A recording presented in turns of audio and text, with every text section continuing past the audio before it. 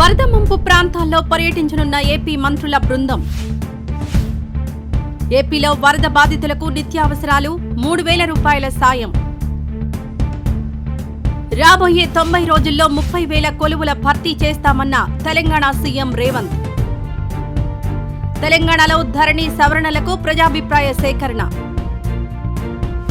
తమిళనాడులో ఉధృతంగా కావేరీ, 9 జిల్లాలకు హెచ్చరిక. నేడు నీతి ఆయోగ్ 9వ పాలక మండలి సమావేశం. అసోంలో రాజవంశీకుల సమాధులకు యునెస్కో హోదా. మహిళల ఆసియా కప్ ఫైనల్ కు భారత్, శ్రీలంక జట్లు. ఈ వీడియో నచ్చితే లైక్ చేయండి, షేర్ చేయండి. మరింత సమాచారం కొరకు మా ఛానల్ను సబ్స్క్రైబ్ చేయండి.